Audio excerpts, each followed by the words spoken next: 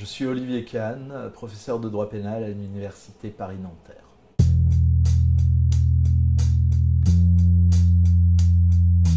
Chercheur au CDPC et chercheur associé au CESDIP.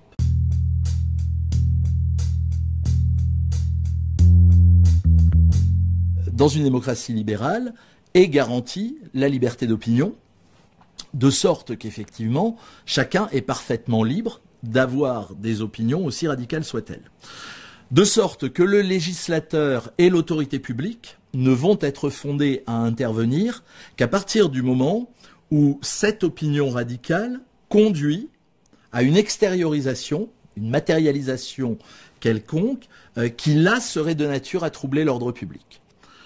Le moment où effectivement on va encadrer les choses, c'est après la grande manifestation d'extrême droite du 6 février 1934. Et donc en 1936, le législateur va intervenir pour permettre à l'exécutif, au gouvernement, de dissoudre des associations à mesure qu'historiquement se succèdent des moments forts comme la Deuxième Guerre mondiale et que apparaissent des formes d'organisation de nature à mettre en danger la sûreté de l'État. On modifie ce texte pour étendre les possibilités offertes au gouvernement de dissoudre des associations.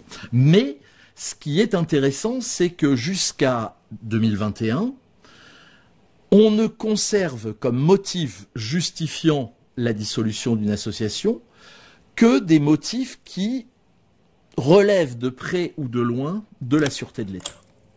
C'est-à-dire qu'il ne suffit pas d'être un groupe violent. Il ne suffit pas d'avoir des idées radicales, extrémistes pour être dissous. Il faut adopter des comportements qui menacent la stabilité des institutions. Comment est-ce qu'on peut effectivement distinguer ce qui est légal de ce qui n'est pas légal? Au niveau des services de renseignement, on a une typologie des formes d'action militantes qui se répartit entre 4 niveaux. Le premier niveau étant la désobéissance civile, qui implique éventuellement la commission d'infractions, mais qui ne sont ni des infractions de violence contre les personnes, ni des infractions de dégradation volontaire grave des biens. On a un deuxième niveau qui est celui de la subversion violente, et qui correspondrait donc à l'action d'un certain nombre de militants à l'occasion de manifestations qui dégénèrent, typiquement ce qu'on appelle le Black Bloc. Un troisième niveau qui s'appelle l'action directe et qui implique un certain niveau de clandestinité en plus de la subversion violente, donc des organisations qui se structurent pour exercer des violences et essayent d'échapper au radar de la surveillance et du contrôle de l'autorité. Et puis enfin, évidemment, le terrorisme, qui là est défini juridiquement à l'article 421-1 du Code pénal. Cette définition a été posée par une loi de septembre 1986 comme étant effectivement une infraction perpétrée intentionnellement en relation avec une entreprise individuelle ou collective ayant pour but de troubler gravement l'ordre public par l'intimidation ou la terreur.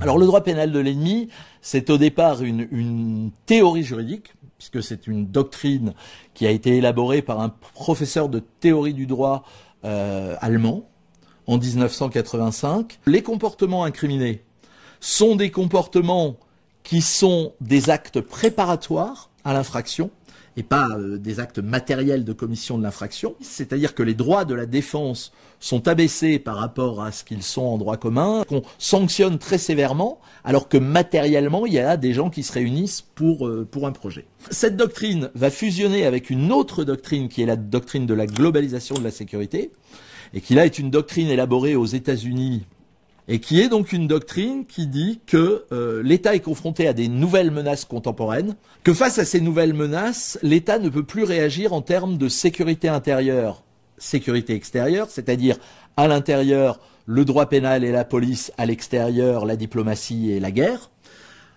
Après les attentats du 11 septembre 2001, on va assister à la rencontre de ces deux doctrines. la globalisation de la sécurité va devenir la doctrine de sécurité des démocraties libérales. L'adhésion de la France à cette nouvelle doctrine de sécurité fondée sur le diptyque doctrine de la sécurité globale, doctrine du droit pénal de l'ennemi, peut être située après les attentats de Mohamed Merah. La première manifestation, c'est la décision de François Hollande d'intervenir au Mali, à la demande du gouvernement malien. L'intervention au Mali, l'opération Serval, est une opération extérieure militaire, mais destinée à lutter contre le terrorisme. Mais on est donc là complètement dans cette logique de globalisation de la sécurité.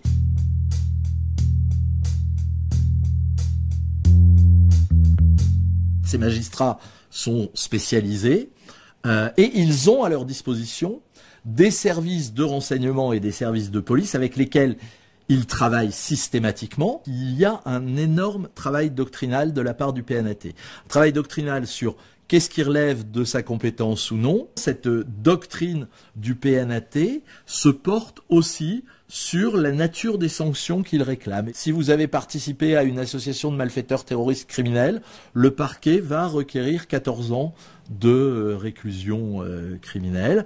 S'il ne l'obtient pas, en général, il fera appel et il essaiera d'obtenir en appel au moins ce minimum. Pour l'association de malfaiteurs terroristes correctionnels, c'est 7 ans. La procédure antiterroriste est une procédure dérogatoire au droit commun. Elle est même aujourd'hui intégralement dérogatoire puisque on est sorti du seul cadre de la procédure pénale pour intégrer la procédure administrative du renseignement et puis on a un système d'exécution des peines qui est lui-même dérogatoire.